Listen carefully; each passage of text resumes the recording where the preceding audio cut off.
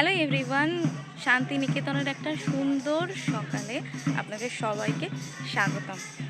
যেমনটা বলেছিলাম, কাল সোনাঝুরির হাটটা ঘুরেছি আর রিসর্টেই বেশিরভাগ সময়টা কাটিয়েছি, কারণ সন্ধে হয়ে গেছিলো।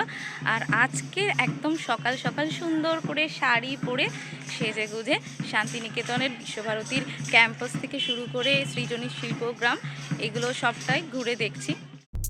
এটি হলো প্রথম পক্ষের আশ্রম। এখানে ক্লাস নেওয়ার পর রবীন্দ্রনাথ ঠাকুর আশ্রয় নিতেন, রেস্ট করতেন। মৃণালিনী দেবীও এসে অনেক সময় থাকতেন। তো আমরা কি করেছিলাম, একটা টোটো রিজার্ভ করে নিয়েছিলাম, যিনি আর কি আমাদের এই সমস্ত সাইট সিন সকালবেলা থেকে ঘুরে দেখাচ্ছিলেন। এটা হলো গিয়ে 3 পাহাড়ি। আগে এগুলোর গেট খুলে দিত, ভিতরে থেকে ঢুকে দেখা যেত, কিন্তু করোনার সময়ের পর থেকে বাইরে থেকেই সবটা দেখতে হচ্ছে, ভিতরে যেতে দিচ্ছে না। আর আপনাদের মনে পড়ে ছোট্টবেলা সেই কবিতাটার কথা, তাল গাছ এক পায়ে দাঁড়িয়ে সব গাছ ছাড়িয়ে? এটি সেই তাল গাছ, আর সামনেই নন্দলাল বসুর বাড়ি। তো চলুন এভাবে আরও ঘুরতে ঘুরতে অনেক জায়গা আপনাদের দেখা। আর এটা যেটা দেখছেন সেটা হলো দেবেন্দ্রনাথ ঠাকুরের বাড়ি। এখন তো ঢুকতে দিচ্ছে না, তবে সপ্তাহে একদিন করে এটা খোলে। আর এরপরে আমরা দেখতে চলে গিয়েছিলাম, এটা হলো গিয়ে কি ছাতিমতলা। এখানে বিভিন্ন রকমের হিস্ট্রি আছে, যে ট্যুর গাইডের সঙ্গে আপনারা যাবেন ওরা এটা ডেসক্রাইব করেও দেবে। এবারে আমরা যেটা দেখতে পাচ্ছি এটা হলো গিয়ে কি নাট্যঘর। এগুলো কিন্তু সবটাই ওই বিশ্বভারতী ক্যাম্পাসের আন্ডারেই পড়ে। এই যে এগুলো যেগুলো দেখছেন ইগলুর মতো, এগুলো কিন্তু সব মাটি দিয়ে তৈরি। এরপরে আমরা এই দেখতে পাবো কিছু স্ট্রাকচার তৈরি করা আছে। এগুলো সব মাটি ছুঁড়ে ছুঁড়ে তৈরি করা, আর এরকমভাবেই স্ট্রাকচার হয়ে গেছে। তবে এই প্রত্যেকটা স্ট্রাকচারের কিন্তু এক একটা গল্প আছে। আর এটা হলো ফেমাস নোবেলজয়ী অমর্ত্য সেনের বাড়ি। যতটা বাইরে থেকে দেখানো সম্ভব আমি ততটাই দেখানোর চেষ্টা করেছি। এখন ঘড়িতে 11টা, আর এই শীতের সকালের হালকা মিষ্টি রোদকে গায়ে মেখে আমরা চলে এসেছি সৃজনী শিল্পগ্রামে। তো চলো ঢোকা যাক ভিতরে। এখানে কিন্তু একটা টিকিট সিস্টেম আছে, মেবি 10 টাকা কি 20 টাকা করে নেয়, বাট জায়গাটা অসম্ভব সুন্দর। আপনাদেরকে আমি দেখাচ্ছি, দেখলেই বুঝতে পারবেন।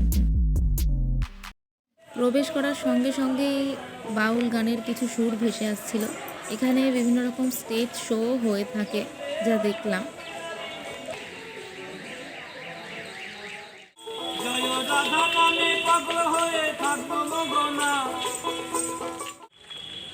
অনেকটা বড় এরিয়া জুড়ে এই সৃজনী শিল্পগ্রামটা আছে। এই দেখতে পাচ্ছেন সবাই হেঁটে যাচ্ছে, কিন্তু আমাদের একটুও হাঁটতে কষ্ট হচ্ছিল না, কারণ এত সুন্দরভাবে সাজানো জায়গাটা, প্রত্যেকটা জিনিসই দাঁড়িয়ে দেখার মতো।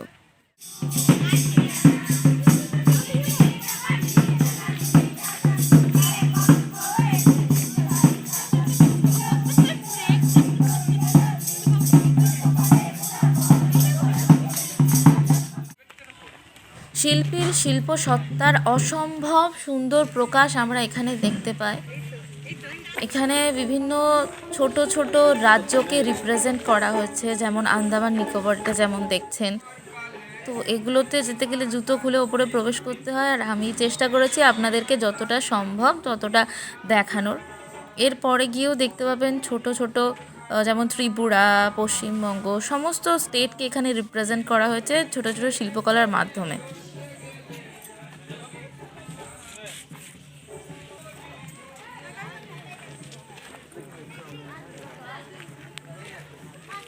এবার সবার জন্য একটা কমন কোয়েশ্চেনটা হলো গিয়ে কি, কলকাতা থেকে শান্তিনিকেতন এসে তোমাদের এই সকালটা কেমন লাগছে?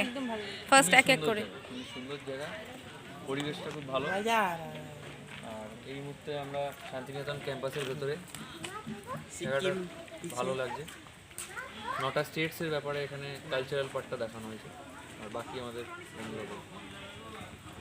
বলো। সেটা গ্রাম্য গ্রাম্য ফিল আছে, যে শান্তিটা আছে গ্রামে, সেটা এখানে পাওয়া যায়। যারা কলকাতা থেকে একটুখানি আউটস্কার্টসে আসতে চাও তারা এখানে আসতে পারে। এখানে এসে একটা অন্যরকম শান্তি, শান্তিনিকেতন সত্যি জায়গাতে শান্তি আছে। তার সাথে সবসময় সব জায়গাতে ইলেকট্রনিক বাউল গান চলছে, একটা অন্যরকম ভাইব তৈরি করছে, খুব মজা। সঞ্চারী, তো খুব সুন্দর লাগলো এই সৃজনী শিল্পগ্রাম। আর এবার আমরা বেরিয়ে যাচ্ছি। অনেকক্ষণ ঢুকেছি, বেশ অনেকটা সুন্দর জায়গা, দারুণ দারুণ, মানে একদম চোখের শান্তি দেবে এরকম সব জিনিসপত্রে ভর্তি। তো আপাতত বাইরে যাই, তারপরে আর কোথায় যাচ্ছি দেখা যাক। আর কেমন লাগছে আপনাদের এই ভিডিওটা, অনেক দিন পর আমি ব্লগ করছি, অবশ্যই কিন্তু কমেন্টে জানাবেন। এখন আমরা পৌঁছে গেছি বিখ্যাত সুরুলের রাজবাড়িতে।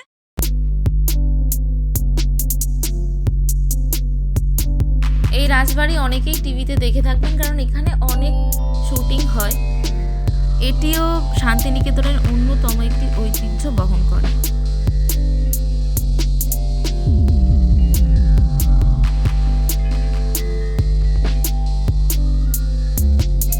হলো রাজবাড়ির বিখ্যাত দুর্গা মন্দির, এখানে দুর্গা পুজো হয়। ভিতরে এখনো কাঠামো আছে, কাঠামো রয়েছে। শীতকালে শান্তিনিকেতন আসার একটা অন্যতম আকর্ষণ থাকে, যেটা হলো গিয়ে কি পৌষ মেলা। তো বহু প্রতীক্ষিত এই পৌষ মেলায় আমরা প্রবেশ করে গিয়েছি। এখন ঘড়িতে প্রায় 1:40। গম গম করছে লোকজন, দেখতেই পাচ্ছেন। আর শীতের সময় তাই প্রায় সময় দেখছি যে সোয়েটার, টুপি থেকে শুরু করে বিভিন্ন রকম জিনিসের দোকান বসেছে। আর অনেকটা বড় এরিয়া জুড়ে হচ্ছে এই পৌষ মেলা।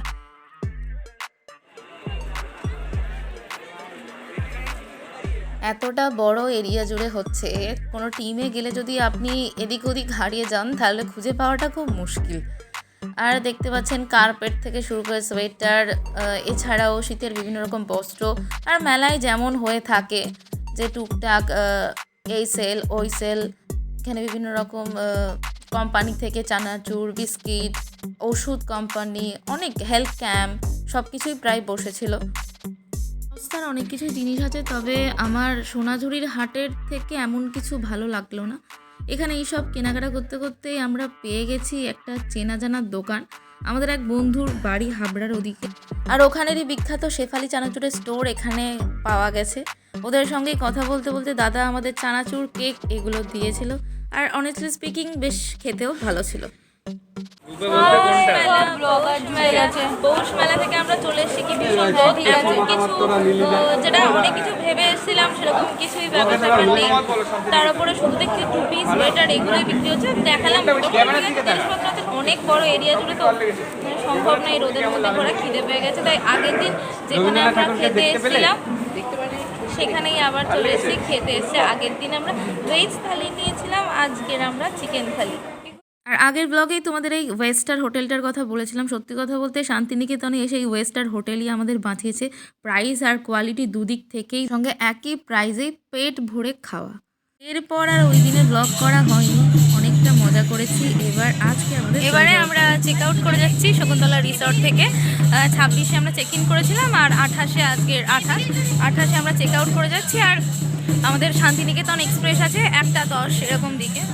তো আপাতত বেরিয়ে যাচ্ছি, বাইরে লাঞ্চ করে নেবো, যেখান থেকে লাঞ্চ করেছিলাম 2 দিন, তো সেখানেই যাচ্ছি। আপাতত এই অবধি ব্লগটা শেষ করছি, বা যদি নেক্সট কিছু ক্লিপ নিতে পারি তো সেগুলো দেখাবো। কেমন লাগলো এই এতদিন পরে ব্লগ দিলাম জানিও কিন্তু।